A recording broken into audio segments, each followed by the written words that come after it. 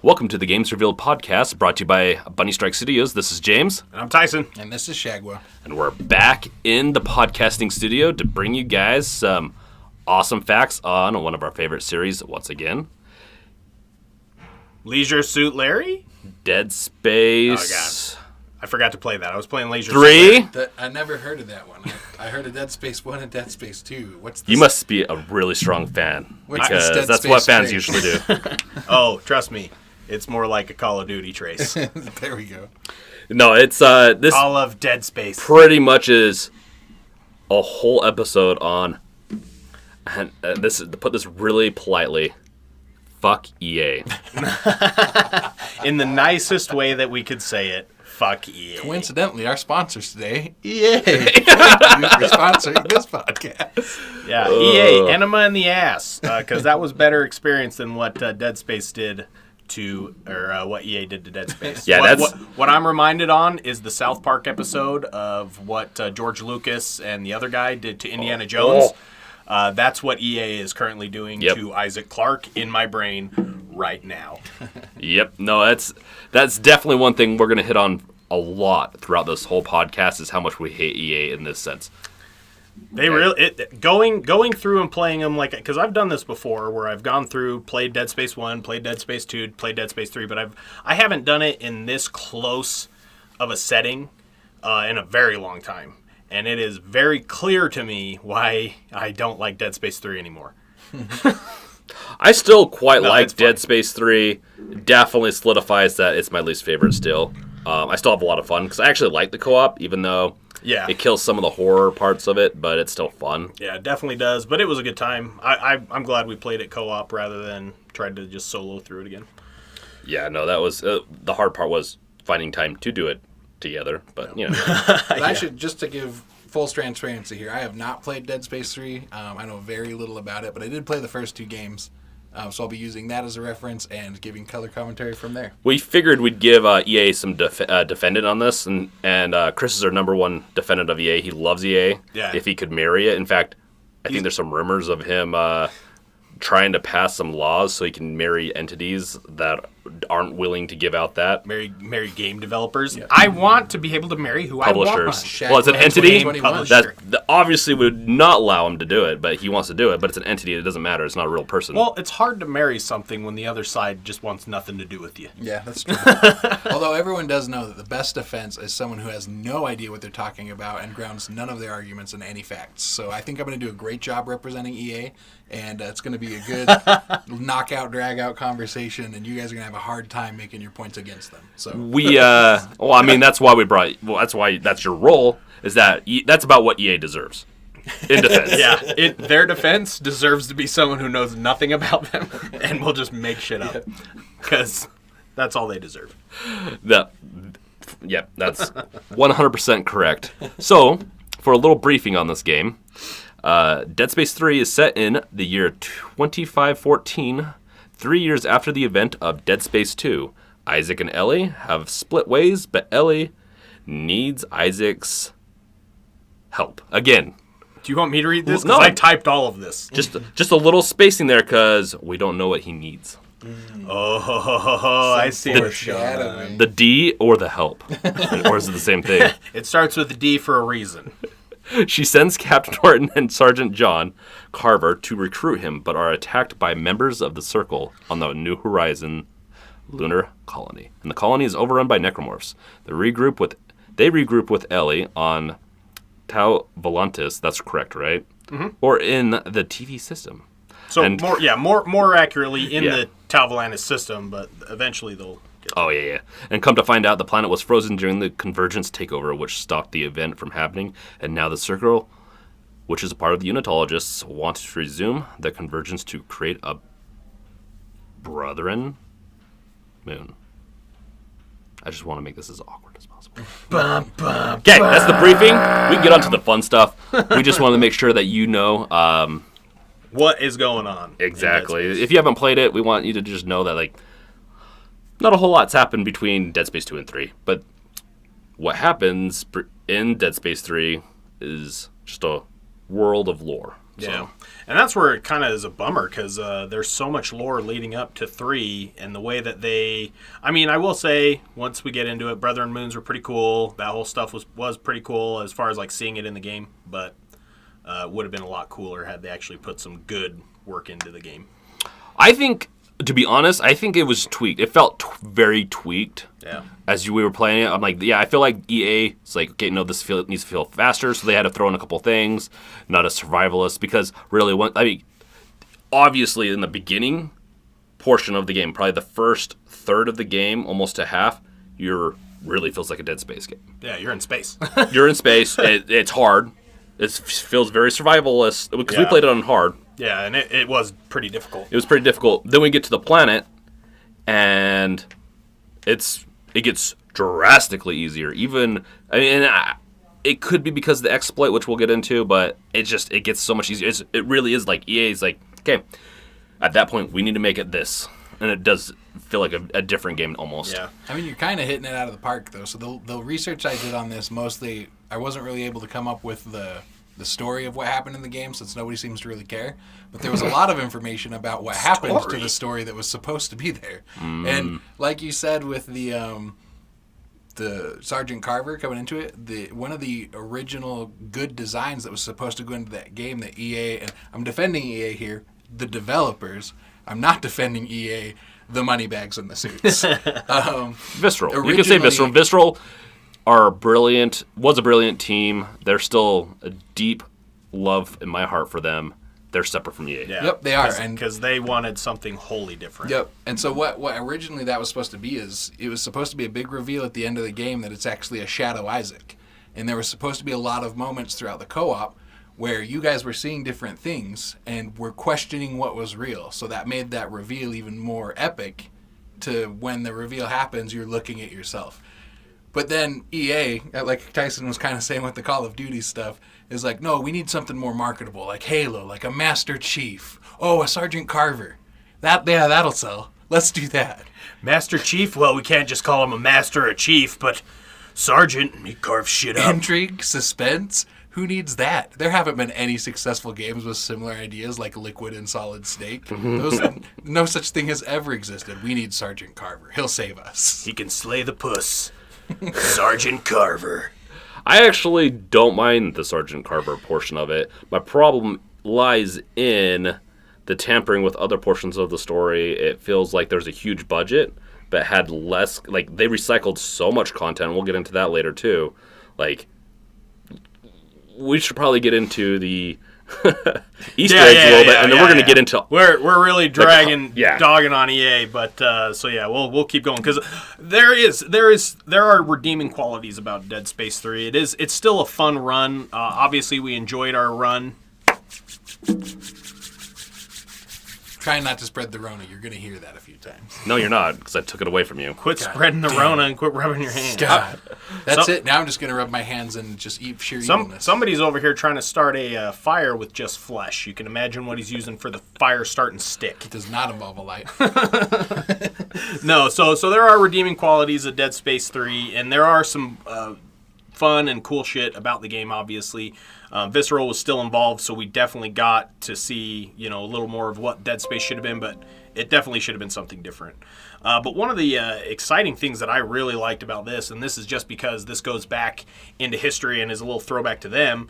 So in Dead Space 3, there is a ship called Roanoke. And for anybody that's a history buff, are you guys familiar with Roanoke and Roanoke Island and Croatoan and all that stuff? Yep, I love it. A while ago. Oh, it's been a while. It's one of the more intriguing mysteries of our American history of stuff that has gone down here.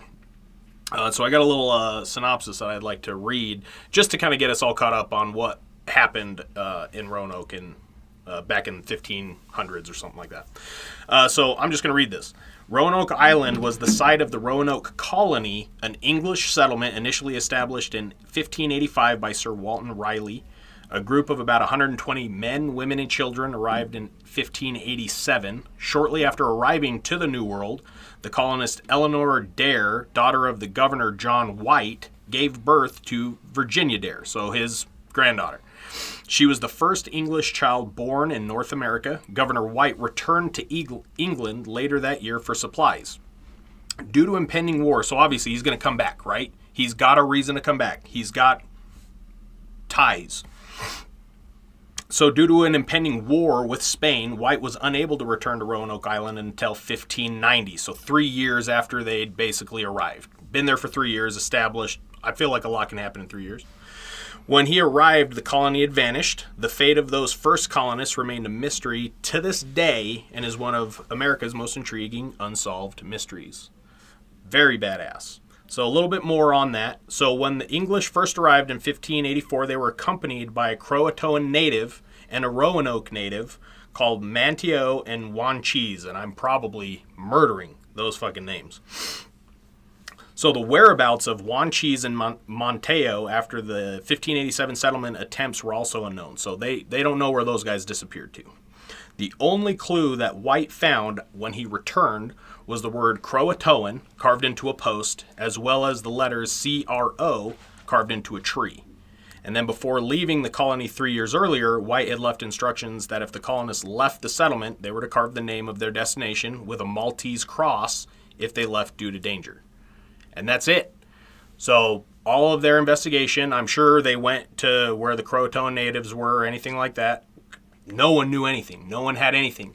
And the other cool stuff about this is they left supplies. They left clothes, equipment, cooking utensils. They left everything.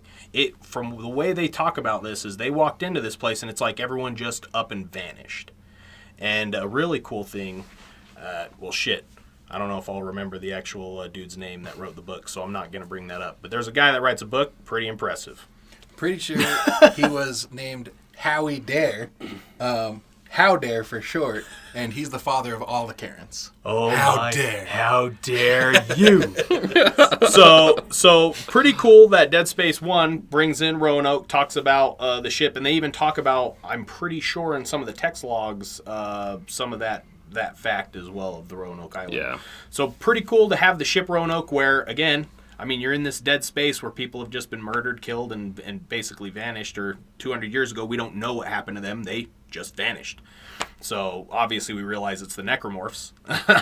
But, pretty cool. I liked that a lot. I really enjoyed that little bit because it is a part of our actual history, a big mystery that we don't know, and then they found a way to incorporate that into Dead Space. Yeah, no, that is. I love that they're masters at, I think, some of these Easter eggs and bringing in hints at other things that they enjoy in the real world. Another cool one is they hint at the ice and things being cold throughout Dead Space 1, Dead Space 2.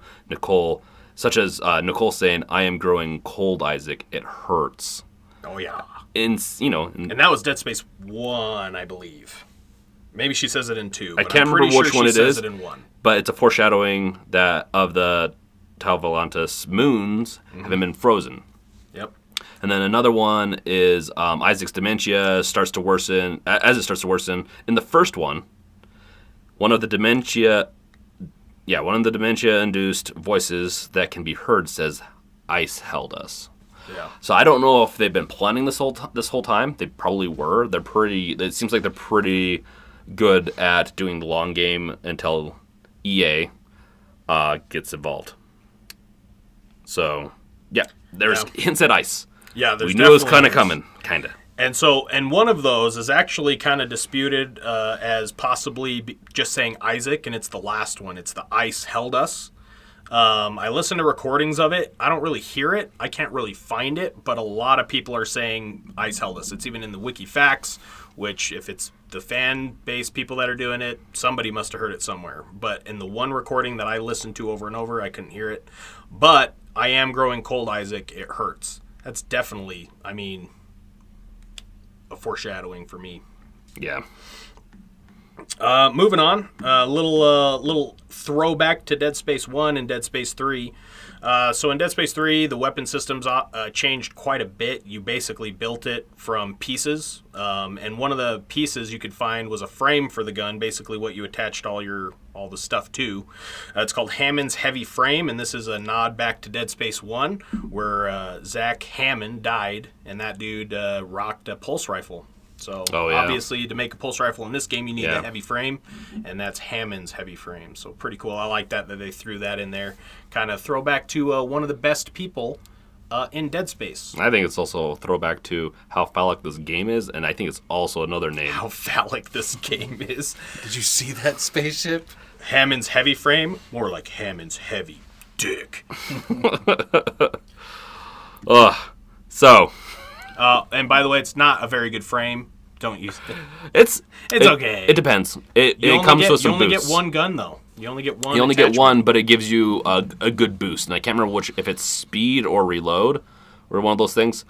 It gives you just out the gate without any circuits or anything being filled. So it's not. I think it's reload. It's not bad. It just depends on if you like having a dual weapon or a single weapon. I actually kind of prefer a single weapon, but as I get playing the game, I get used to the duels. So I like the duel. It's nice. I will say that's one thing I do enjoy of Dead Space 3 is those dual weapons. Yeah, we'll have to get into weapons a little later because there's a couple weapons that I really like. Another interesting thing, and this is I don't know, maybe it's not controversial, but it is definitely interesting, where in the Dead Space 3 demo, they had +4 circuits, and that just, like, +4 damage, +4 reload, stuff like that, which is a big deal, because you can only get up to +3 in the game, and that's really once you're hitting almost the DLC. But they took it out. Yeah. I'm sure it's because it was just too easy. Well, I think they wanted to give people like some decent damage in the demo, because that starting out in Dead Space 3, that was hard. That's true. And I think it's mostly because they changed the enemy types from dismemberment, being a key factor, to just bullet sponges. Everything was just a bullet sponge in this game. Yep. So you need +4 to survive. Yeah, exactly. Yeah, I don't agree that they needed to do +4 in the demo. In the demo. I don't agree putting it in the demo. They probably just wanted no, I don't think it should have been there. I'm just making justifications. I'm pretty sure EA's one of their producers or someone's like just went into the codes like, okay, we're gonna shove that in there. I just think they wanted people to feel like bosses in there. That's not what Dead Space is about. I know, but look what they tried to do with Dead Space 3. They tried to turn it into Call of Duty, where you feel like you could just call in an A-bomb all the time. I feel like they wanted you to feel like a badass. I think it was what they tried to do. We need an A-bomb. We need an A-bomb here on the Necromorph planet Tavalantis. So far in the future, like, what's an A-bomb? Yeah. We have better shit than that.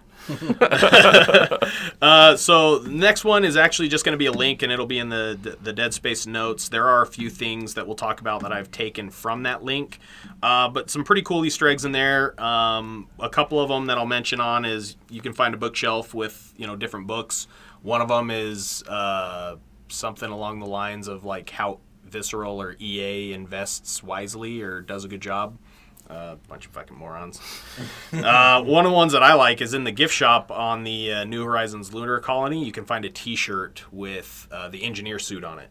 It's a yellow shirt with that, so Shag can see it. I'd wear that shirt. That's a pretty cool shirt. Mm-hmm. I mean, as long as it wasn't mustard yellow.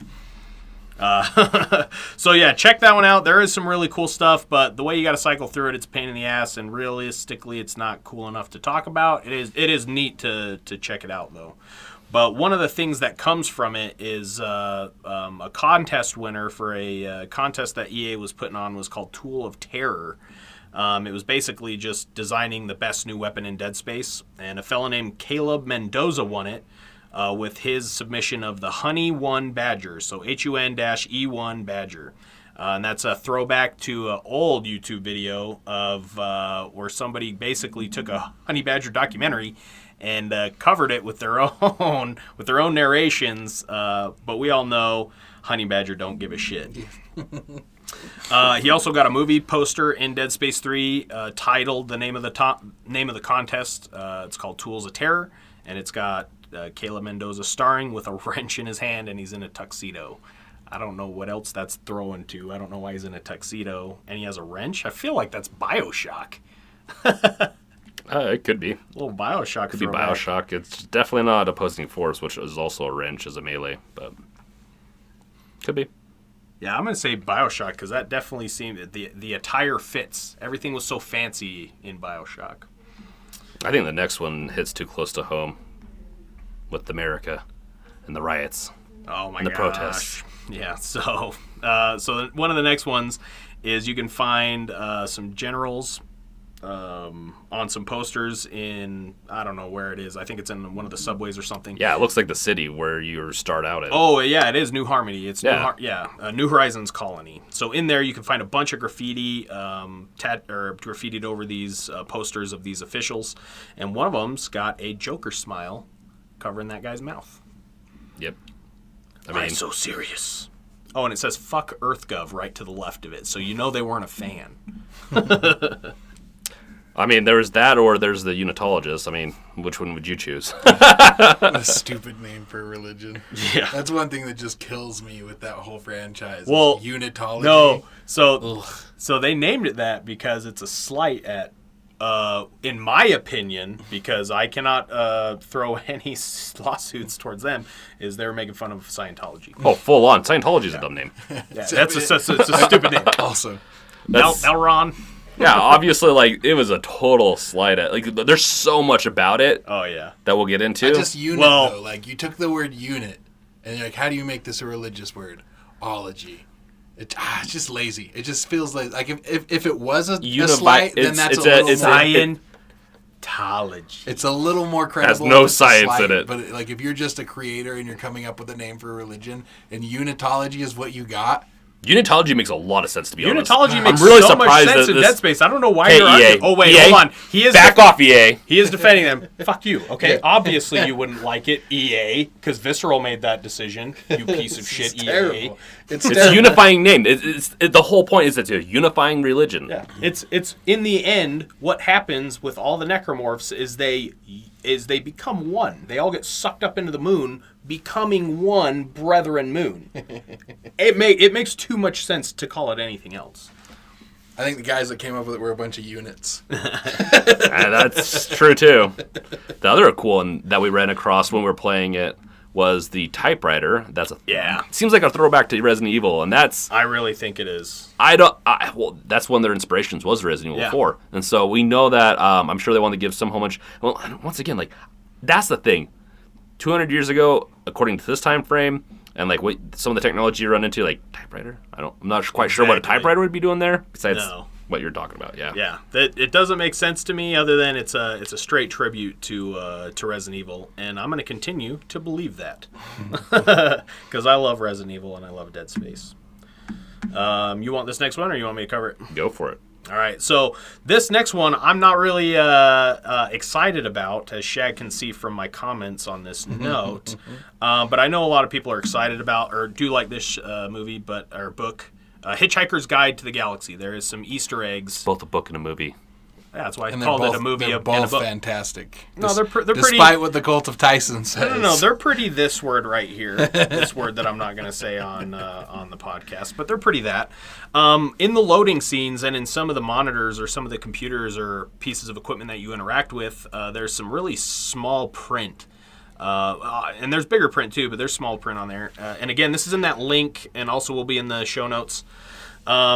Anyway, on these monitors, you can find the words improbability drive ... 42.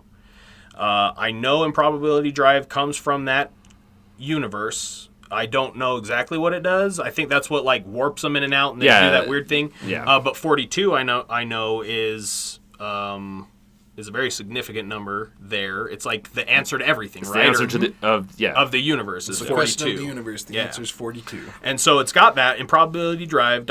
42, and then also all of the large numbers that you can find on the screen add up to 42. So there's an AA-5 that's on the screen, and you have to add them as whole numbers because the next number is 8796.7. So 8796.7. But if you add all of those numbers as whole numbers, you again get 42. So pretty cool. It's definitely It feels like I won't say a pattern, but a lot of people throw Hitchhiker Guide to the Galaxy or Hitchhiker Easter eggs in their games. I feel like this is the third or fourth game that we've reviewed or talked about that had Hitchhiker's Guide is very influential to a lot of writers, especially, and so there's no surprise there. So that's why I'm bringing it up, because I know a lot of people like it, but it's a little Half-Life 3-esque kind of thing. Okay, we're gonna do this, divide this by this. Okay, Half-Life 3 confirmed.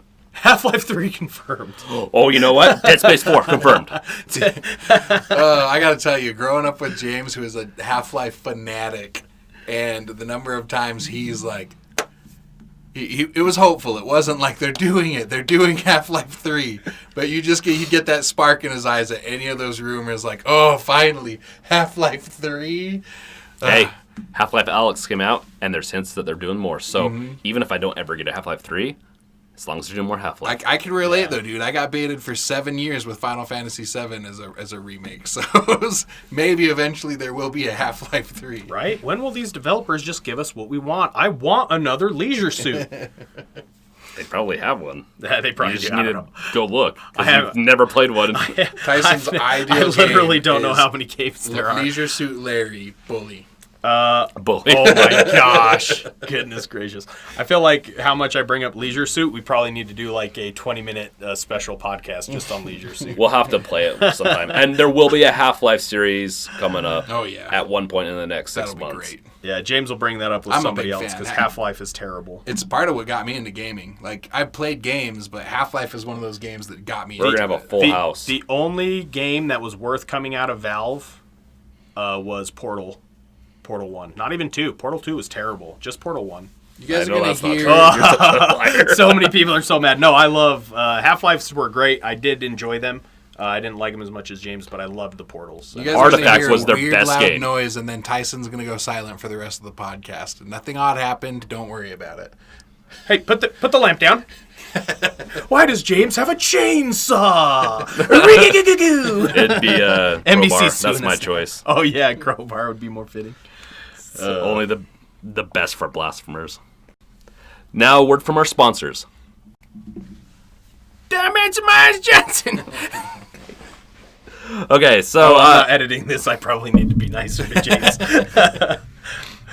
Normally I goof off because I know I'm going to edit it. Oh. We do keep a crowbar as the firing tool in the office, so you'll find out. if you get break in case of a firing. Yeah. If you get fired, your head's going to hurt. Can't hurt if it's hit once with this sharp end. Yeah. So, besides killing Tyson, let's talk about the next thing, which is talking points, which is one of the talking points, actually. Which one of the talking points is talking points. We're going to talk about, one of the number one things, and it even bleeds into the DLC, because we're going to have a whole episode on the DLC, because there's so much content in that. No, there's not. It's all reused. It's going to be like a 2-3 hour episode on the DLC alone. Because that's the number one thing that you go into this, is that they reused a lot of the assets. Yeah. A lot of, even some concepts, a lot of things were just, for such a big budget, it's really weird that they went so hard on reusing a lot of the assets. Yeah. And that's why when we do that podcast, it's going to be 3 hours of us reusing this soundbite. And it's funny because, and I think we talked about this in Dead Space 2. Going from Dead Space 1 to Dead Space 2, they basically built it. They didn't hardly use, I don't believe they used any models or assets from Dead Space 1 in Dead Space 2. They probably retrofitted them or something. They may have. It'd be really weird to completely scrap it, but yeah. No, sorry. They completely remade the models and assets from Dead Space. Okay, yeah. So that is something. How accurate that is, who knows? I'm sure they probably did do what you said. But Dead Space 3, they reused a great deal of assets from the previous title. Which I'm actually okay with. I'm okay with. The problem is but that... it's the issue where they great deal. Yeah. That's my issue. And as long as you have, I don't know, story. I don't know what it is. Actually, the beginning part of the story isn't that bad. It feels like a Dead Space. Yeah. It's just weird that they put you on the Ishimura again. Yeah. No, I'm just kidding. Isn't the Ishimura a Easter egg as well? Isn't that a reference to a Star Trek mining ship. Ishimura? Yeah, I wasn't able to check because It's my internet's not working, but I feel like that's a shout out to like a Star Trek thing. Apparently, you didn't listen to our Dead Space 1 podcast. Negative, sir. Piece I of did not. shit. I wasn't in that one, Because and so I refuse. We either talked about it or we didn't. I know that Ishimura is an Easter egg in other games. I can't remember if there was an actual Easter egg. It might be that. backwards. It might be the new Star Trek movie where the mining ship is called the Ishimura as a reference to Dead Ishimura Space, is a which would be reference. badass. I just can't remember why it is. But you can definitely tell that the Visceral was very bitter being ripped off the Dead Space series, because when they did Hardlines, Battlefield Hardlines, 'cause they did that, there's tons of Dead Space. Battlefield Hardline's the cop one, right? Yeah. Awesome. There's like, you can see the marker. There's a big marker in there. There's a lot of references. Like I think the Asian restaurant that it's in one of the levels is Ishimura. Oh, nice. And so there's a lot, like, you can definitely tell. I think they were bitter because they wanted to do more Dead Space. Yeah, and I'm sure that for a Dead Space I'm 4. sure they were okay with doing a new IP. I mean, sometimes developers really like to just do another IP because they get tired of the old one. But I think it was obvious at that point that they weren't going to be doing Dead Space 4 because EA. Yeah. I mean, really, we could go back in the beginning of this podcast and replace necromorphs. Anytime we talk about necromorphs in any of the Dead Space series with EA, that's essentially what they are. They go grab good humans and turn them into globs of shit that they just. I think maybe a better reference would be the followers of unitology, and EA could be the units. Oh my gosh. So in my quick search, I could not find anything that relates what Ishimura means, or if there's any other why they chose that name, other than the Japanese meaning of Ishimura was Stone Village, title appropriate for the vessel's purpose, is what the trivia says. Oh, it's a planet cracker, and it cracks the planet open, mines it. Yeah. Yep. So that's all I can find on it. Yeah. No, that seems about right. Yeah. So, yeah, a lot of asset reuse. Going back to the reuse, though, it's not even just asset reuse. In the DLC, so we played Awakened. Yeah, we did. Which did not get very good reviews. It's $10 on Origin right now. It's not worth it. It's amazing that they're charging $10 for this. It really is. EA's like, we need a DLC. We're about to cancel you. Oh, don't listen to that part. Cut off the last 2 hours of the game. Yeah. And we're going to release this DLC that we can sell. Last 2 hours, I'm going to speed run that later today, and I'm pretty sure I can get through that shit in 40 minutes. For the average person, it's 2 hours. The average person, maybe that's playing with one arm. Yeah, so because they didn't have great accessibility options in the game. Maybe that's who reviewed the time length on that. But I'm still going to speedrun it because I'm pretty sure I can get through that, and that is not worth $10. No, it was not worth $10. I'm very pissed about the DLC. Well, you start off, you're pretty much maxed out on anything. You don't need to pick up anything almost. I ended the game shoved with at you. 8,000 rounds in the chain gun. Yeah. And it's literally shoved at you to the point where we're hitting benches not even to upgrade anything because you're given 3+3+3 right at the beginning. Yep.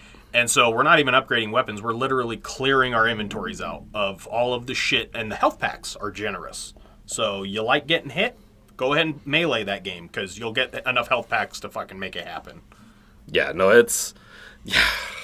that's one of the weirdest parts. We played on hard. It was really hard in the beginning. Even though we did get a lot of med packs, it was just hard. Because you'd get single hit to where you'd die instantly, Yeah. And that's what made it hard.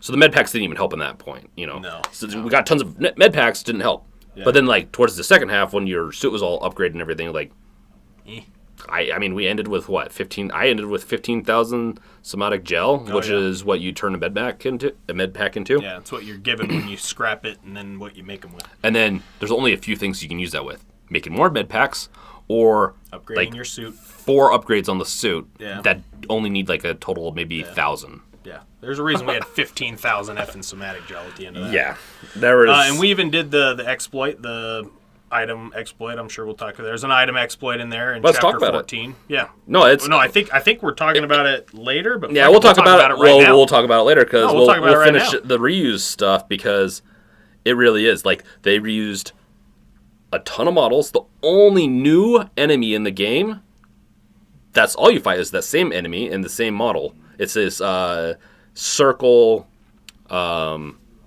It's a circle cult member that turns themselves into necromorphs, but there's two stages to that model. There's the necromorph, and then there's the real person, and that's the new asset. That literally is, I think, the only new asset in the game, and then maybe the planet Earth and the moon at the very, very end. And that might be a maybe, you know. Well, and they even put in the credits, they took that, they used that in Dead Space 2. It's a NASA image, so reused. Maybe that's why the credits were the exact credits from the main game, because literally it was all stuff that was worked on by the original team. And that's the other thing. We watched the credits, got a little snip at the end of Isaac yelling for Ellie, play Awakened. It's the exact same credits. They lock you in there, and spoiler, there's nothing at the end of the Awakened credits, so don't fucking waste your time. There's nothing. And if you go and from start to end, you're pretty much backtracking through the planet. Then you go up onto the ship that you kind of start messing around on in the beginning, and then you launch that to Earth. That's the whole DLC. Is you're just going back through all the areas you've already gone through. Nothing new. Yeah. Literally, except for those two models. Yeah, and I mean, the end of Dead Space 3, you're in the air running along just, pathways that are magically aligning themselves so you can get back to that, the codex, right? So you're in the air, you're running. I mean, the whole time, it felt like a whole thing of just running from one end after Ellie escapes to where we're trying to make our way back to the codex. We're just running along this on-rails type of scenario. And we're in the air, right? So all of this motion is happening. We're getting thrown all the way around. The end of the game comes. We fall into an abyss and somehow manage to land right back on the exact part of the planet we need to run back all through the facility. That shit doesn't even make sense to me. We're spinning through the fucking air during this convergence and magically land right back into this little arena on this entire frozen fucking planet. Yep. That pisses me off. Just everything about it just pisses me the fuck off. I still had a little fun figuring out. I had a little bit more Dead Space. That's because now we know that Dead Space is canceled. So having a little bit more Dead Space in my heart, it's nice. In the end, $10, not worth it. Fuck yeah. Once again, that's the whole mantra of this episode for. As everything is just fuck yeah. Since we're on the fuck yeah train, this is a great place to insert that this was one of the first games to include in-game transactions so that you could craft faster. Yeah. So go ahead and just be better than all your friends by giving us money, because that's going to enhance your gameplay. Yeah. This isn't Which, too much. Literally not worth it, because what you need to get better is the better circuits that you don't get until later in the game. So it's like, okay, I'll buy these resource packs, and maybe they had circuits in them. I don't know. Realistically, not needed.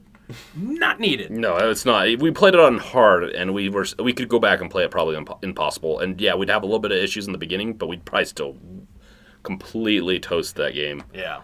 And well, sorry, just to touch back on what James said. James was happy with the DLC because it gave him a little more Dead Space. In my opinion, all I got was more Isaac Clarke and John Carver. Because that wasn't Dead Space. That was just Isaac Clarke and John Carver fucking around in some bullshit. Still more Dead Space. Some bullshit fake land. It wasn't even necromorphs. It was just freaking people. Just some crazy cult guy that didn't even exist. Where did they come from all of a sudden? So, I think one of the last... Yeah, no, sorry, I'm not meaning to go on. It just doesn't even make sense. The missions, the side missions, all the side missions are in this box of reused area. Oh, yeah. That was the weirdest part, I think, for me. When we're playing Dead Space 3, this isn't even Awakened now. This is Dead Space 3. This is obvious that they were going into this. Their side missions, you'd go down to this elevator and go down an elevator, go into this room that would have the exact same layout, and it would have the suit kiosk? The suit kiosk, and then they'd have the bench. And then you go down another elevator to start the side mission. Yep. They recycled so dumb. So much for those side missions. And the side missions, there's 4 or 5 gather resource ones, and then there's one that actually was good side mission story for Carver. That one's worth it. That one is worth it. It was pretty The rest of them, I would still say, if you like me, I'd still do them, but I'm this is very lazy, very lazy. They could have at the very least moved a couple things around. You're on a whole fucking planet. It's like, why couldn't you go east for this and then go north for this one? You know, there's fucking 8 different directions you can go on a planet. Why did we have to keep going down the same elevator to the same room? It's like, okay, I get it. We're trying to stop a convergence or figure out the mystery of the planet. I got an idea, guys. How about we quit wasting a bunch of our time, since I'm going to have to come back here for the main mission and then come back here for a side mission? How about you let me just do 2 things at once? So I don't have to come back in here? No. You got to reuse that area. Well, and the thing is, I thought it was all the same area. Well, like literally the same area. It's technically different areas. Oh, yeah, because if you get into the little tram and you go to another area, it's just the same thing but replicated. And so you can go to 3 different areas with the tram. Yeah. But go to the same technically area. the same area. Yeah. And I get it. Like, when you're designing things, you're not going to drastically design a compartment area to be different than another compartment area. But what was the point of these areas? Like, they would... Like, a medical facility is going to look differently than, other things. Like, it's just weird, though. The guy that has to stock the closet is probably not paying so much attention to what he's doing that each of them have all the boxes in exactly the same spots. And then in the Awakened, I mean, they had stuff floating off the walls. It just seemed like such an afterthought to do. It really did. Just didn't seem like it was worth it. It just seemed like an easy way for EA to go, hey guys, guess what? There is more to this story that's immediately available with this DLC that costs $10 that should have just been part of the fucking game. Mm-hmm. Realistically, should have been. But they're like, how can we leave it to a point where we can make more money? Let's have them fall into an abyss, roll the credits, and then Isaac screams for Ellie, and then now they're going to want to know what the hell happened. This is what makes, I think, a lot of these top publishers really garbage. Yes, they'll make some money, and they're like, oh, but they're successful. It's because they have sports titles. They don't realize, you go look at Witcher. Look at what they did. Witcher 1, 2, they weren't the best, but they were still good. Mm-hmm. Witcher 3, they're like, okay, we're going to release a bunch of DLC, and now when the game comes, like, when you get the game, you get everything with it, and you can go get it for like $20. Yeah. Well, and they've made drastically more money because of those moves, I think. You know what's funny about that is all the DLC for Dead Space 2 included in the game. I got all those weapons. I got all that shit. All of the stuff is included in that game. It even fucking says, like, I looked it up because I was like, I want to buy the collector. I want to buy the shit that comes with this game. It's all included now. Oh, cool. For the base price of the game, I get all the extra shit.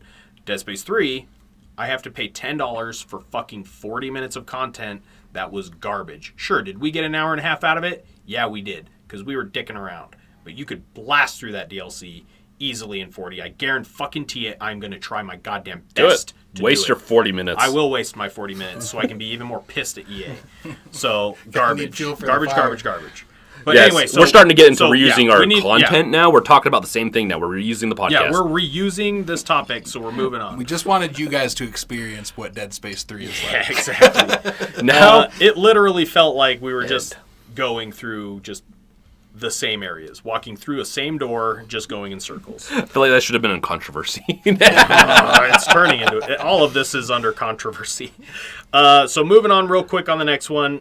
In the game trailer, pretty cool. I only mention this because it's so different as far as setting. Phil Collins, In the Air Tonight. I feel like that was the song that was played in Tarzan, right? The Disney film or whatever film that was. That's not one of the ones in Tarzan, but he does the entire Tarzan soundtrack. Yeah. So In the Air Tonight, it's a very nice song, very peaceful song, right? And then that's the game trailer for Dead Space 3 is Phil Collins, In the Air Tonight, and you're just going down these creepy, distorted paths. So I liked that enough to bring it up and talk about it a smidge. The next one, I guess we'll briefly touch on because we are kind of getting to the end, but it's the creative director's plans for Dead Space 4. So with Dead Space 4, what they wanted to do is have it expand on the Lost Flotilla that you dick around with a lot in Dead Space 3. And for those that don't know what a flotilla was, I didn't know what that was until I read it in this podcast research. It's just a bunch of ships. It's what you call just a whole bunch of ships together. That are in the same, unit. It's your flotilla. It's a flotilla, so it's not so a fleet would have a bunch of flotillas. Yep. Okay. Or something like that, but because a fleet is a bunch of ships, and then. But not all together, like because there's a fleet over here, a fleet of ships over here. It depends on what everything together. Depends on is what the flotilla. Well, it depends on what you classify it as together. Well, yeah, but if you go off on a mission, you've got a fleet of ships over there doing something else, and then this fleet of ships doing this thing. Yeah. All together, you are a You flotilla. can arrive to a place in a fleet, but then the flotillas are going to have different... Yeah. So, pretty cool. So you were going to be dealing a lot with that. Isaac was Word of drifting... the day, flotilla. Flotilla. Find a way to use that in your day-to-day conversation. Flotilla. And sued by Sesame Street. Yeah, so more to read on that, obviously. But I'm just going to go and skip through it. That would have been badass. It was cool. They had plans. They wanted to make Dead Space 4. Oh, they could have, like, at the end of... they'll put a little... maybe an end to the whole Dead Space 3. It ends with that DLC with you arriving to Earth, but the blood moon comes up from the Earth's back, and you can see it just rising from the Earth. I did like that because the Brethren moons are So they were... gross. You love those Brethren moons. I do. And so it's already... And you can hear screaming from down on Earth because they're trying to answer them. It's essentially Earth's doomed at that point. Earth's gov's kind of collapsed. But the thing is, there's so many other colonies. You know, there could have been plenty of Dead Space 4, 5, 6 with them maybe... because it became more of a survival zombie-esque kind of thing where it's like, truly, there's not much civilization left. Let's fight this back and maybe we can still have a... human race or something like that. Yeah, and I can't remember if this is actually some of the lore or if this is just speculation on why, but there's talk about aliens. Like even Isaac Clarke and them on Tau Volantis, they were confused that this was an alien planet. And I'm pretty sure throughout the lore they've talked about like alien contact. There's not been much. And the reason or the speculation behind it is because the Brethren moons, they've made it to Earth. There is no other contact. Brethren moons have systematically destroyed alien life, and Earth is what's left. That's why we've not had any contact or anything like that. So I did like that with all of that going with it. But going back to Dead Space 4, the exciting part about that is you weren't actually, well, speculated, I guess, but the creative director wanted you to play as Ellie, as the main protagonist. That's the right word, really right? cool. Yeah. I really like when a game takes, either as a sequel or even as an expansion, a different perspective. Like Half-Life Opposing Force is a great example of that. And there's been a few others I can't come That's up just with Army off the top Gordon. of my head. Yeah, but it's cool no, it's Gordon because Freeman, but he just dressed up as an army person. That's how I... It gives you a different perspective on what's happening. So you kind of get to see the behind the scenes of what was happening to the main character. One of my favorite books of all time does that. For anyone that's read Ender's Game, first of all, the whole series is fantastic, but it's not as good as Ender's Game until you get to a book called Ender's Shadow. Oh, so And good. Holy crap. And that literally takes that same tactic.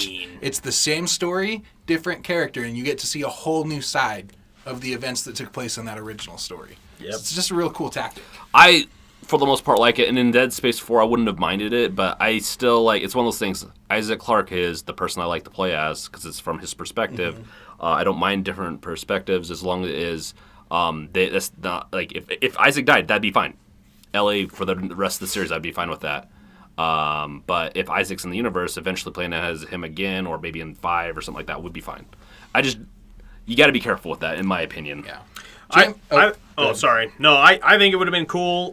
They were going to introduce a bunch of new range necromorphs that were really dangerous in zero-G environments, so I thought we're finally going to get new stuff. They wanted to fix the crafting elements of the previous games and rework that because everyone fucking hated it. That was a Dead Spacer. It would have been awesome. I really think it would have brought Dead Space back to its roots. And that goes into the controversy, just to kind of add that in as well. One of the things that I had read was that originally the crafting of the weapons was meant to showcase Isaac's engineering background. Yeah. But what ended up happening is it ended up being a way to pretty easily break the game because of the different combinations of weapons that you could make. And so while a lot of people had fun breaking the game, there was also that criticism of, like, you've kind of made it unnecessarily easy if I take the time to craft the weapons the way that I want to. I agree and disagree with that. I don't think. I think it was the circuits. If they just didn't add a lot of circuits or didn't have circuits, it would be a different story. But yeah, and that's what the complaint is that the amount of combinations you could come up with inside of those were some pretty busted combos. But I don't consider breaking the game. They find the what? No, I was just gonna say we made some of the best weapons in the game, and they weren't really breaking. I mean, you really didn't have issues. We still died a couple of times. Yeah, but that was because of the swarms. Yeah, we'd get swarmed. It's just hard. So, I mean, I'm sure we could have avoided it if we were better, but... But the big issue with the weapons is they went away from dismemberment. Yeah. You would go to try and dismember these arms, and they would take so many bullets. Yep. And it's like, this makes no sense. Like, it is a limb that should easily cut off with the damage that I'm throwing at it, and yet here I am using this upgraded line gun that's not even doing anything. Like, I have to hit this motherfucker 3 times to get the arms to chop off. Well, and then he comes back again. And then you got the fucker that it blows tentacles out of its half portion that literally is like a tank. He's like the hardest one. Yeah, there's times where I hit those suckers with my Mjolnir, dead. Then there's times where he'd break off in half. Another one, dead.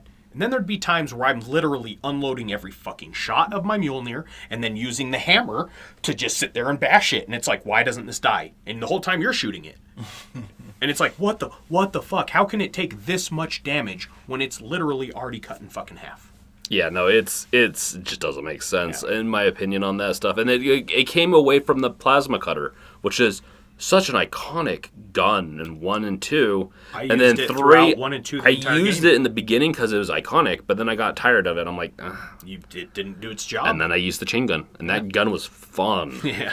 I had 160 rounds, 170 rounds at the end. Yeah. I'm surprised, I will say. I never thought I'd like a melee tool in that game. I loved the Mjolnir. That was such a fun fucking gun. Well, it's the chain lightning plus that hammer at the end when they got close. I was always a shotgun guy for my close weapon, but that melee really did a lot of work. So Yep. I liked it, but fuck you, EA. Looks like it's about time for another sponsor break, so please enjoy that. Hey, you like liquor? We're going to get you some liquor. You come on down to Lucky's Liquor. Okay, well, going on to the next one, Sir Elton Danek, John. Nice. I did not know about this, and I'm immediately excited. I love Elton John. You won't after this. Yep. So Leave it to EA to ruin a great thing. So Danek likeness is modeled after his voice actor, Simon Templeman, although the community has jokingly compared him to the singer Elton John. And I'll be honest, it's pretty spot on. Yeah. He's English. He's got those glasses that looks like Elton John wears. Wait, is the character's name actually something it's Elton John, or that's what people call him? No. That is literally the name that I have assigned him. His name is Jacob something Danek. I forget the middle portion of his name. But literally in Dead Space 3, he looks exactly like Elton John. Like Here I was expecting a dope shout out to one of the greatest musicians of all time. Well, subtly, I guess it counts. Dude, what are you talking about? Fan-ascribed. See, this is where Shag's messing up, because obviously in the cutscene where Danek captures Isaac on the new colony horizon, he starts singing to Isaac, "Crocodile Rockin', it's something shocking," and Isaac's just like, "Is this a delirium? Like, I don't know what's going on right now." How did you see? If you would have played it, you'd have known that was in there. You're right. So yeah, no, that's "Crocodile Rockin'." kind of an interest. No, and that's definitely something I noticed. It's like Yeah, I actually didn't like the protagonist in this. No. Or the antagonist, that is. He's wearing glasses in a future where no one's wearing glasses. You have all of this technological advance. He's the leader of unitology, but he chooses leader to of wear this nerd cult glasses. and the unitology. And yeah, he's just like, doesn't make sense. Yeah, his whole thing makes zero sense. He looks like a fashion designer, to be honest. I felt like he was a fashion designer. Yeah. I was like... And the way... What pisses me off most about Danek is he's a true believer in Dead Space 3, but in all of the lore, he knows it's fake. Michael Altman, they even killed his ass to keep it secret about what the true reason behind the markers and everything was. So, to me, and this is probably jumping the gun, getting into lore a little bit. Let's get into it. But it's bullshit, man. The way he was such a believer in the end. And the way that he sets up the unitology, and maybe I'm missing something, but this is my opinion, so fuck you, EA, and anybody else that tries to know. If you've got actual truth that backs this up, but everything that I've researched is they set Michael Altman up as a martyr, for unitology because he figured out what the markers were doing. But the guys that put it in place, the circle, it's almost like they know that unitology is bullshit. But why are they such fanatics about it? They're the fanatical portion of oftentimes religions will have fractures and stuff like that with more fanatical. I get that. And I get everyone under Danik being fanatics believing it. But Danik himself knew it was all bullshit. And almost like he was just drinking too much of his own Kool-Aid, just believed it in the end. Or maybe he was influenced by the markers, I don't know. But it's just bullshit. I hated everything about the way they portrayed Danik and all of this bullshit. Well, I mean, not a fan. I felt like he came from Zoolander universe. Yeah. So anyway, going about that, jumping into the unitology. So what do you want to talk about as far as the lore goes? You want me to take all the lore? No, there's just how much of units they were. They were big units. They were confirmed. Well, they were big units in theory, but they had small units, if you know what I mean. I do know what you mean. Yeah. So unitologists, what they believed in is basically what the name fucking means. Unitology. They're going to become one in heaven, and the way that they were going to do it was through the markers. So markers are the big key of unitology in their belief. They're believing they're going to be made whole, which they will be. Just not in the way that they think that they're going to be. So the message that the church publicly conveys is positive, appealing. They want everyone to get along together, social harmony, unity, blah, blah, blah, blah, blah, blah, all that other bullshit. The markers, though, they're believed to contain code that holds the key to eternal life and bring about physically real paradise that will save mankind from its destructive materialistic core. So that's basically what unitologists believe. They believe the markers have the code that will tell you what you need to do to become one in heaven, which everything is true. I mean, that's all true. If they get the code, you can create the code. Isaac created markers or man-made markers. And so everything is correct in that. It's just, in the end, it wasn't heaven. It's more like hell. You're just turned into this giant meat moon that just floats through space, making more meat moons. Hey, one man's hell's another man's heaven. I tell you like meat moons, you're gonna be in heaven. I do like meat. I like moons. Let's meet in the middle. Yep. So moving on, just kind of running through unitology. So how it kind of started was with Michael Altman. He was their reluctant prophet. And realistically, he was not a believer of unitology, nor did he found the religion, much like what you're told throughout all of the Dead Spaces. He's very held as the prophet. There's lots of statues of him around, pictures, everything. Michael was the only scientist at the Chicxulub crater, which is where they found one of the markers, or I believe one of the first markers they were aware of. And he's possibly immune or had a stronger resistance to the markers than everybody else, because he wasn't just shoved into this, the markers are God, the markers are this. He knew kind of that it was all bullshit and what the markers were doing. So because of that resistance, the people being manipulated by illusions of the markers, and then seeing their departed families and friends, they saw him as a prophet. They're like, he can tell us all of it. He knows what's going on. And Altman's probably just over there like, guys, this is all bullshit. What the fuck are you seeing? Please don't kill me. Which eventually they did. Well, yeah, and I think there's evidence to say that there's some people that are immune, like Ellie. Yeah, because Ellie's not even bothered at all with the illusions. So anyway, he tried multiple times to sabotage the markers, to sabotage the project, but was ultimately murdered and made a martyr for the church. So despite all that, despite his efforts to keep it secret, Craig Markoff and Craig Stevens, I'm assuming is his name, they killed him. And they actually killed him by taking 3 bodies and making the very first brute. Wow. And they call that brute Cracks, because that was one of the guys that made up the brute, was Cracks. And they killed him. They killed Altman. They had necromorphs back that far?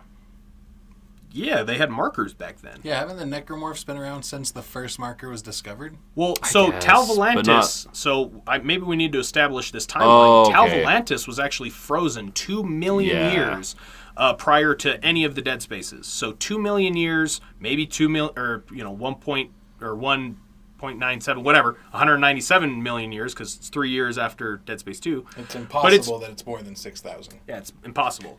So so Tal Volantis, 2 million years prior to any of the stuff that we're dealing with, was frozen, had markers, all of that stuff.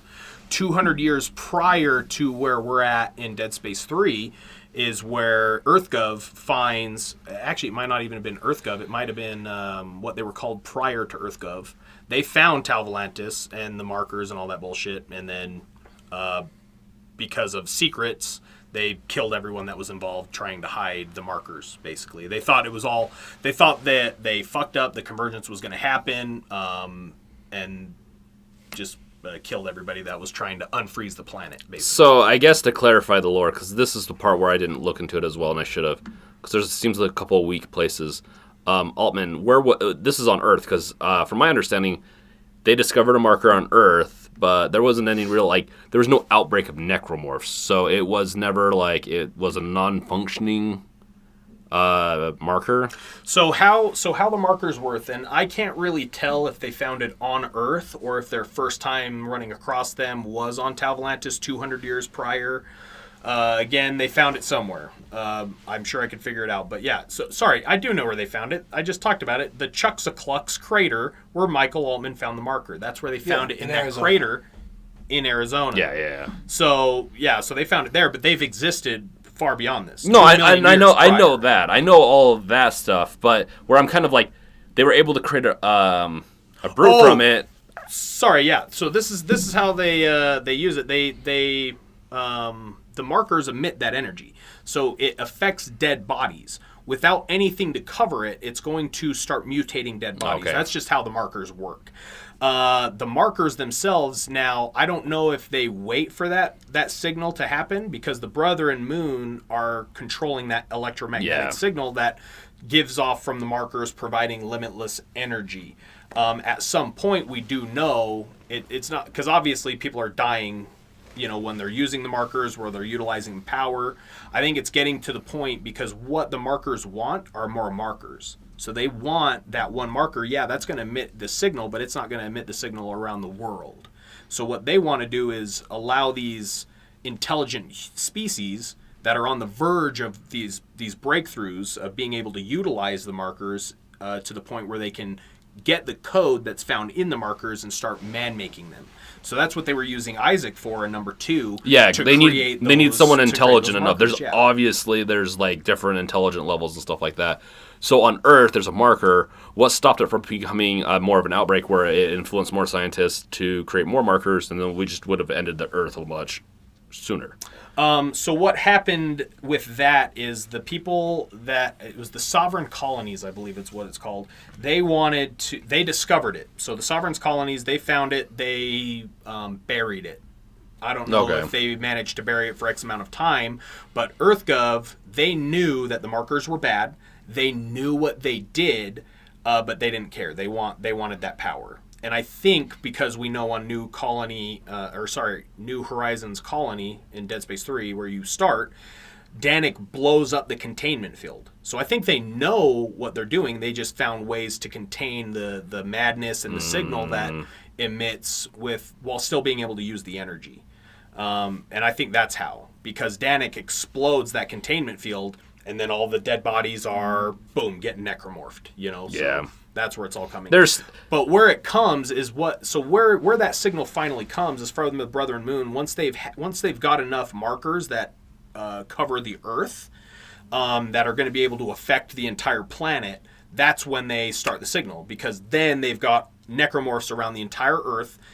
Hard to battle that, if it's only in one spot and you start the necromorph activity. That's where I think that's where they realized, hey, this is going to fuck us up, They played the long game. Yeah. So, they had to play the long game, or else it wouldn't have worked. Yeah. So they're somewhat intelligent. Yep. So they're definitely very intelligent. They know what they're doing. They're waiting before they start turning everything into necromorphs, because you start too early, you're not going to succeed. Yeah. You wait until every signal is across the whole world that's going to affect every body. Boom. All right, let's light it up, boys. Make us another moon, and then move on to the next one. So you're writing a dissertation for your PhD on this? Yeah, I'm going to submit it next year, and I should be a doctor by next month in Dead Space. That's what it feels like.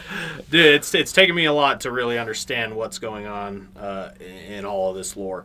So yeah, so that's kind of the gist of what happened. I'm sure I've really fucked a lot of the finer details of it all up. Hey, that's I'm a believer of unitology now. You have converted me. You did a good job. Yeah. So it started with Altman, moved into EarthGov. Danik finally found a way to start the Circle, which is the higher echelon of unitology, where they really want to make all the bad shit happen. They know the bad shit. Most of unitologists don't know what necromorphs are. They don't know any of the smaller stuff, but the Circle knows. That's the end result, and that's what they want. Yeah, Tier 5 is where the Circle tells you about Xanadu. Xanadu. Good hell, Xanadu. I need to watch that movie still. It looks so crazy. I can't bring myself to do it. It looks so crazy. What movie? Xanadu. Okay. Yeah, it's got Sean Connery in it. Does it really? Yeah. Am I thinking of the right movie? There's a movie called Xanadu. I was just thinking that was the name of the Scientology's main alien guy. I might be wrong. I never really studied Scientology all that deep. Yeah, so that's what unitology is. That's what they believe in. That's kind of how they got their start and where they started. But yeah, that's how the first Brute was made. Cracks, they made it there. It killed Altman. I don't know how they managed to contain it from there, honestly. I don't know. And then, once the convergence happens, they start converting everyone, and they start converting into a Brethren Moon, correct? Yeah. So once all the markers are there and they've initiated the necromorph to start, because what happens is that electromagnetic signal starts affecting dead flesh.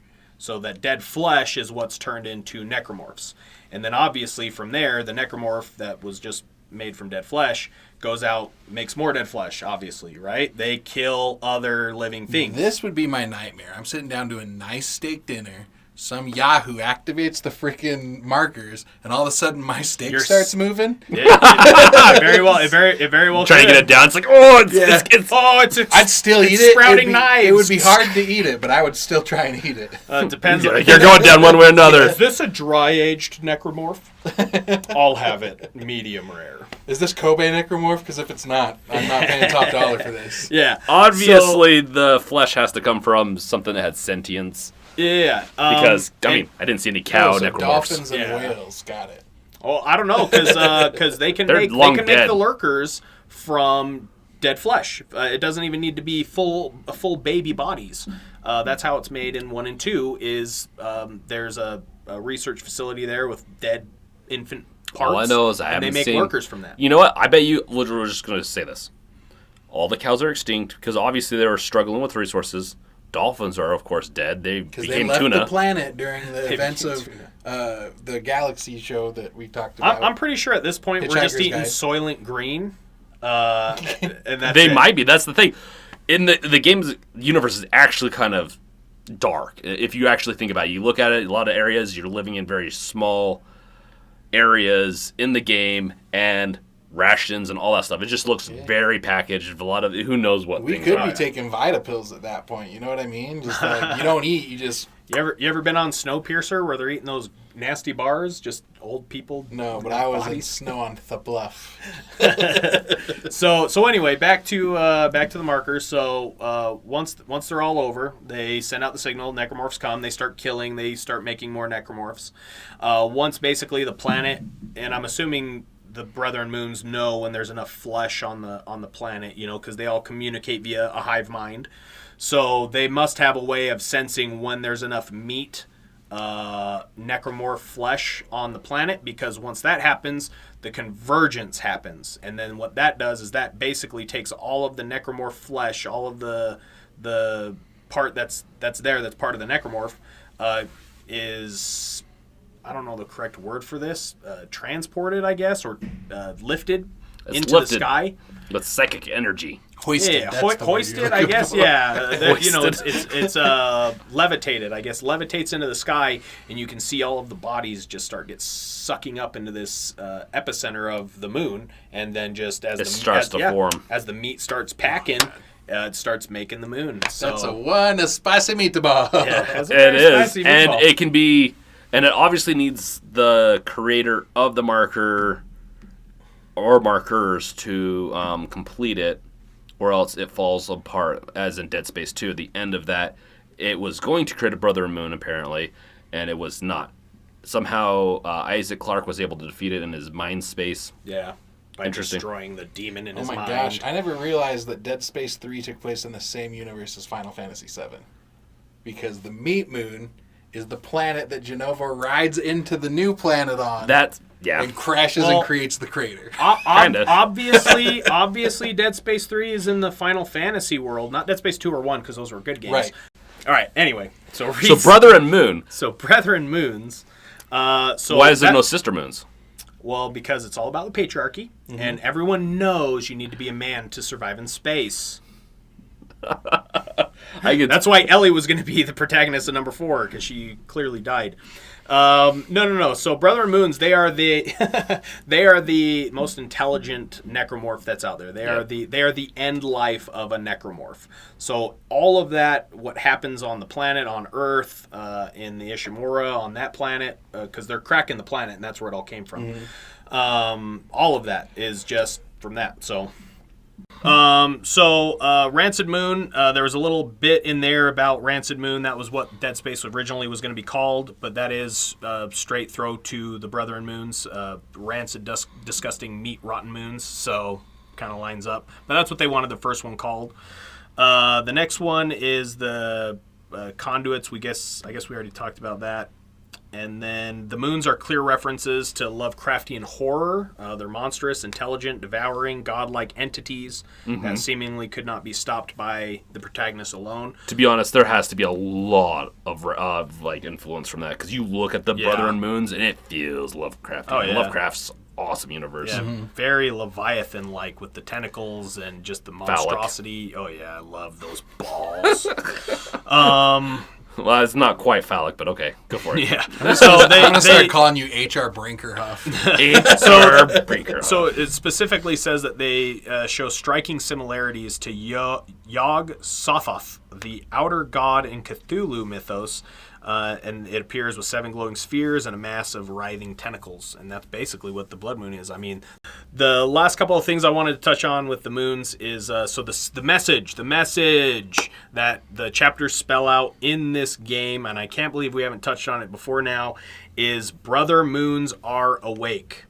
That's what the chapters spell out. Brother Moons are awake. Yeah, which is awesome. And Dead Space 2, for some reason, didn't spell anything out, but Dead Space 1... I really want to dig into that. Why? Because every Dead Space game has a chapter message, except for that one. Probably right when EA was starting to get a little influencing on them. Yeah.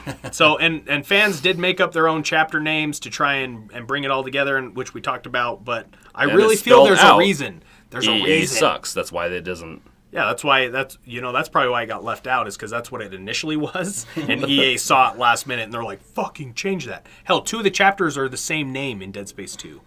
They say the same name. They are, and they're both called really Chapter weird. 2. It's really weird. So anyway, moon size. So we're going to get into the size of these necromorphs, because it's just interesting to see how big these guys are. They're the largest necromorphs in Dead Space lore. Their organic shell diameter is 2,160 miles or 3,400 kilometers. The largest tentacle is 2,700, almost 2,800 miles long. That's 4,500 kilometers. The outer supermassive mouth size is 372 miles long. That basically can eat fucking the entire state of Utah in just one bite. And some moon mouths are even bigger, it says. And then the normal weight of the moons are 100 quintillion tons. That's how much they weigh. That's a big Twinkie. So you can take the caloric requirement to survive outside freezing cold space, and they don't exist. They can't possibly exist. Cannot possibly exist. If we're going that deep in the It's lore improbable. In our game, we're paying for a math guy. James said improbable, but he meant impossible. Nothing's impossible, and that's one thing scientists get wrong most of the time. There is in one of the forums of Dead Space, in one of the forums in Dead Space, there is a very compelling argument as to why these things are impossible. I wish I would have saved it. Because of Maybe I'll energy try and find consumption There's a lot. Alone. Yeah, energy But consumption alone. once Caloric again- intake alone. Once again, in this world, there's telekinesis, there's stasis, there's a lot of different things. Improbable, is always what I go for. Impossible is impossible in itself. And let's be real, it's guys. impossible. A little bit of suspension of disbelief will go a long way for you in any type of entertainment media. Do you want controversy? Let's go into some controversy. But just before we get into that, let's listen to another word from our sponsors. Microtransactions controversy is the juicy bits. We're getting into it, and they're the microtransactions. I don't like. They just have tons. If you go to their to go look at the DLC and a lot of other stuff, they just have a lot of stuff. And the thing is, the microtransactions. Luckily, it's more like certain. I don't know if the weapons are worth it. Maybe they're special. I don't think they are. It's just more like a bunch of extra resources. So in the sense of at least they don't have a paywall for a lot of cool content. It still is just weird that they just threw out tons of microtransactions. Well, and they got different suits and stuff like that. Which there is gear and stuff that you can buy, but for the most is a little part, it's annoying. resource But packs, yeah. Which resources you need to craft everything from level 1 circuits to the 3 circuits. So Yeah, and well, guns and all that stuff. And that's another thing that you want that Mjolnir right off the bat, pay for it. Another secret that you might not realize, but when you're in the bench, you can press on computer T or on the Xbox controller Y. That you can spend rations. There's rations in it. Speaking of all this, because we didn't know that until the end, and you get a ton of resources. Once again, making the game even easier. Yeah. That those rations will just give you so much good stuff. Yep. And so that kind of, I think that almost did they add that at the last minute or something like that? It feels like it almost negates even having microtransactions. No, the ration seals. Yeah, so is it really that controversial? Well, and we kind of touched on this earlier, is with that never-ending respawn, right? Everyone thought it was an exploit at first until EA came out and officially said it's not an exploit. We left that in the game. It's an area that you can just continue to enter and leave. Matter of fact, you don't even have to enter it. You just need to open the door, let it close. Open the door, let it close. Do that over and over. You walk in, there's a pile of shit. And you just pick it all up at once. I think we'll have a picture attached to this podcast notes eventually. Yeah. With what Tyson left.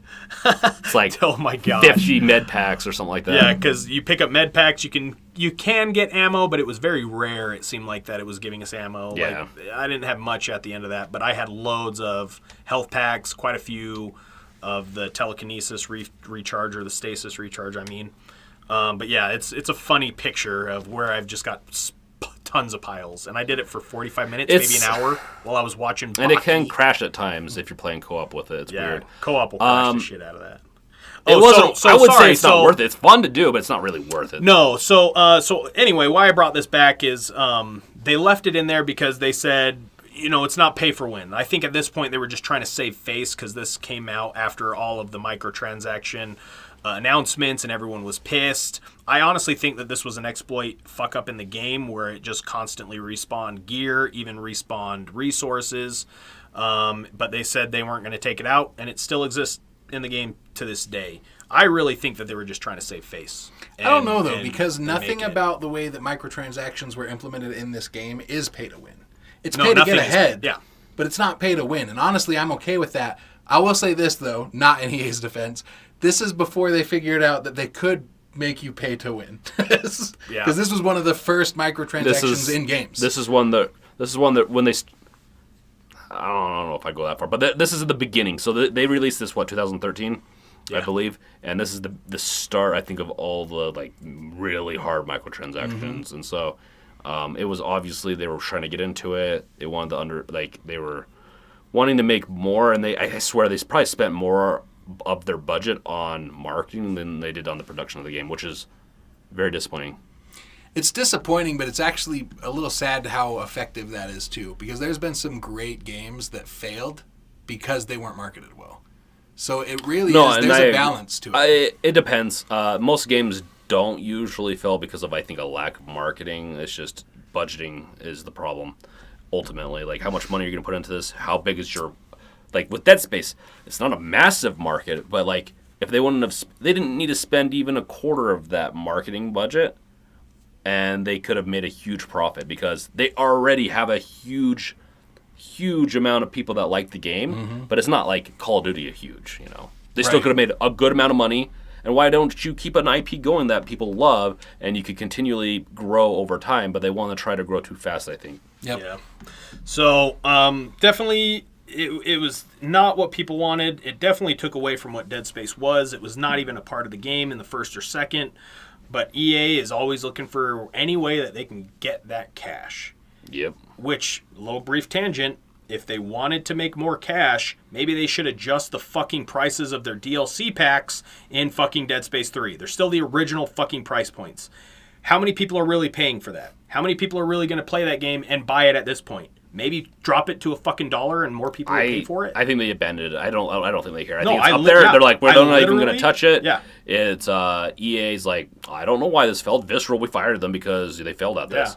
Yeah. So, I mean, they're to the point where they dropped it where they didn't even want to adjust packs anymore. They're like, yeah, somebody might, and somebody might. I bought it. I bought the $10 fucking DLC, the Awakened. But, I mean, think how many more people, I would have probably bought some of the packs had they been cheaper at 99 I would have cents. too. Yeah. I would have too, actually. So it just shows, and why I even bring that up is it just shows that they literally fucking dropped it. They don't care about it. They don't give a shit about it. Didn't make them money the way they wanted it to because they fucked it up. Well, and they could have learned from it. They could have done what a real good business would do. They had learned from that one mistake because all it took was one mistake, and they were just done with it. Yeah. They could have taken their second mistake. It's game- like, okay, maybe we should let you go because you're doing a good job. Let you do Dead Space 4. It's going to be a smaller budget because we have to recoup our loss, but here's a budget. And they probably would have done great with it. Yeah. I don't understand why they failed. I told them everything to do. Yeah. I told them It's that meme. on paper, this is how you make money. And on paper, this seems to work. How every bigwig fucking knows it, and I'm going to call them all out, most bigwigs and most companies don't know shit. If you haven't worked your fucking boots in that ground of the product that you're making, and you haven't seen what it actually takes to make that and be successful, go fucking put yourself in that. Because clearly EA took what was working with Dead Space and fucked it. Because they don't know shit about games, and they don't know what shit fucking actually works. They know what works on paper, but paper and actuality doesn't fucking work. So if you run a business and you don't actually know what it takes to run it and you think you know what it works on paper, go fucking put those two together and make yourself a little experience because you'll fucking learn some shit that day. Anyway, sorry, a little bit of my bitterness coming out there. So anyway, so why that comes out, why that's such a big deal is some more controversy around this. It actually came out that EA allowed rumor. I don't know if they tried to make this happen, but they refused to make comment on it and allow and create rumor that Dead Space 3 was canceled. Because it could not, Dead Space 2 didn't sell 5 million games. They need games to make 5 million to be worth the investment as a franchise to continue putting money into it. Eurogamer asked them for multiple comments on whether they were going to cancel, whether they were going to not. And I really think that they allowed them to say it was going to cancel so that they could come out and backlash Eurogamer according to this article. I'm not going to read it. It's in the notes. You can read through it. But Eurogamer came out, asked EA for many, many comments on the topic of Dead Space, whether it was going to cancel.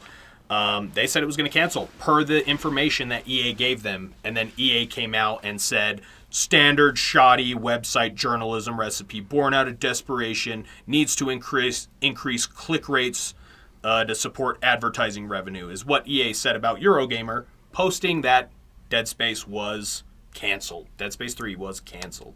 So just more controversy around him to just try and spark up talk on it. Oh shit, look at all this stuff that's going around Dead Space. No, we didn't cancel it. It's going to be great. It's going to be great, dumbasses. Well, why didn't you tell us that to begin with? What are you talking about? That's like what this whole thing was. So read the account. It's hilarious if you care. But EA, again, I'm getting amped because EA's a piece of shit. Yeah, that's really what this podcast is Dead Space 3. Yeah. So EA, duh. Yeah. So they made fake rumors that it was canceled. They came out with Dead Space 3. While they were talking about Dead Space 3 and what they were going to change about it, in an interview, one of the producers is Laura Miele, and in an interview she said this: "We were hearing feedback that they loved the thriller game, but it was pretty scary, and the obvious next step was that they wanted to play with someone, so we introduced co-op into the game."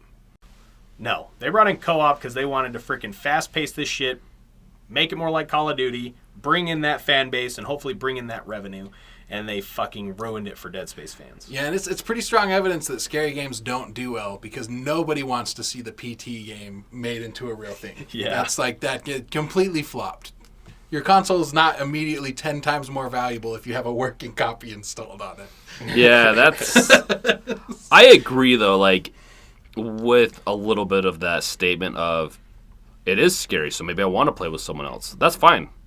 But make sure that it doesn't ruin... Well, and the thing is, you don't have to play. You could play by yourself.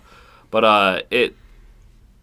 Just make sure that you incorporate it right. And saying it like that, like, it definitely sounds like it doesn't matter, like, if it's scary or not. That's why they're playing it. That's why people play Dead Space. They don't play it because it's, But even co-op or not, John Carver's with you. Yeah. That takes away the made scariness. that same announcement It's true. without relating it to being scary at all. Like, co-op is something that people generally want in most games that come out, or some form of multiplayer. So you very easily could have said, we're putting co-op in because it's an added feature that we think will benefit the game. Well, and it could have been like he maybe branched off more, so there was more of that scarier parts. Yeah, and you having were them always on their own, together, yeah, and you're having to fix, and that's probably would have made the story much better. He fixed something over here on this part of the space station because you had to go do your thing, and that's where the really scary moments happen. And I think that would have been the perfect way to do it.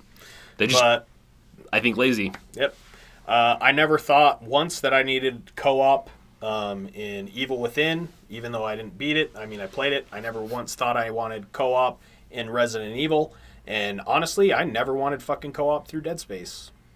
I liked it. I like playing the game with you, Tyson. I'm sorry that you really hated. It was a fun experience. I enjoyed good it. shooting. I mean, I really had to resin so many times. He a died reason- so often. He would not have made it without me helping him. There's a reason James had 9,000 rounds of ammo. Okay? There's a reason that I had to continually buy ammo at the bench. And all I'd hear was, I got lots of ammo. I have tons of ammo because I'm conservative. And then Tyson's over there. It's like, conservative. oh my gosh, there's a... And just shooting some, like, snowflake. It's like, what's that? It's a moving. snowflake. Yeah. It's moving. It's got DNA. It's got DNA. Snow on an ice planet? But it doesn't even make sense. But, yeah, so, I mean, there's more controversy in there. We're running out of time, so I just kind of blazed through most of it. Running out of time. This is going to be our longest podcast, and we'll say that almost every other one. I know, but it's getting longer and longer. But this is the culmination of 3, games. We were holding a lot of lore, so it's going to run long. But overall, I'm not a fan. I mean, it was fun. It was okay. It's not really a Dead Space. It was more of a just shooter game. It's just a sci-fi shooter game. It wasn't a Dead Space to me. I love sci-fi shooter games, though. No, that's the thing. It's just the heart of it wasn't there the whole time. It lost heart towards the end, which disappointed me. But I'm very different amongst my friends on this. I actually enjoyed the game. I'd play it again. I like more of the games I like. Hey. Now, I can't say it for relation to this game, but I have a category for games what it sounds like with this one, where I enjoyed playing it, but it's not a standout and I don't really care about it. I call them good, not great. Like, it was good. Yeah. I'm not going to be excited if they do another one. I don't. And that's kind of why I never played the third one, because 1 was awesome, 2 was good, not great, according to me, and it definitely left room for a third one, but by the time the third one came out, there were so many other great things coming out that I was way more interested in other games that were going on at the point. You just disproved your whole thing because you said 2 was worse than 1 or not as good as 1. I liked 1 the most. No. 1 was surprising. 1 did a lot of things that I was not expecting. And I heard that a lot. Like, Dead Space 2 was fun to play through. Yes. It was fun. The story was pretty good. I liked it. Dead Space 1, definitely, like, when it comes to horror, they did a really good job of just that psychological horror and all that, because they didn't have a whole lot of people. There was only 3 people on that station, really, and you were one of them. Yep. Dead Space 2, there's a ton of people running around. There's a lot of chaos, a little bit too much chaos. Then Dead Space 3 was just a huge amount of people, and it did play like a horror movie, where you're pretty much you, Carver, and Ellie. At one point you think she's dead, but it's in the end they could have done much better. I still wish there was a 4th. I'll end with this one capstone for my comments. I know there's going to be some of you listening to this and going, how about a spoiler alert? This podcast is called Games Revealed. That's the spoiler alert. So, And, it helps that it's been out for 7 years. yeah. If you ain't played it by now, you suck at life.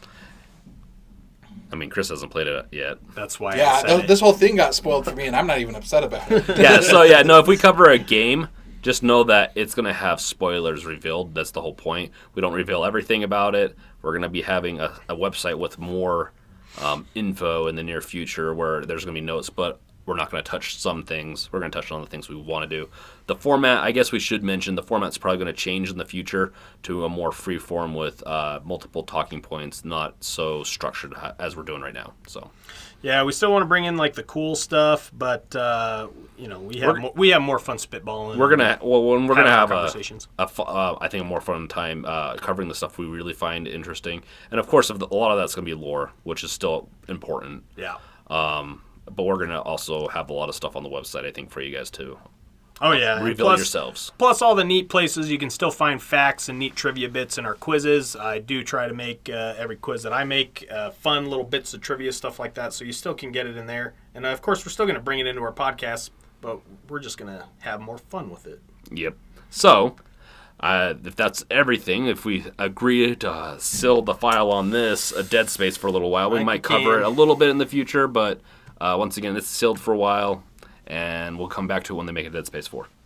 So, with that being said, I'm James. I'm Tyson. And I'm Shagwa. And we're peacing out. Bye! Just a little post-episode update. We are currently still working on the website, and we'll have a better version up with the show notes and hopefully with some other spicy tidbits in there.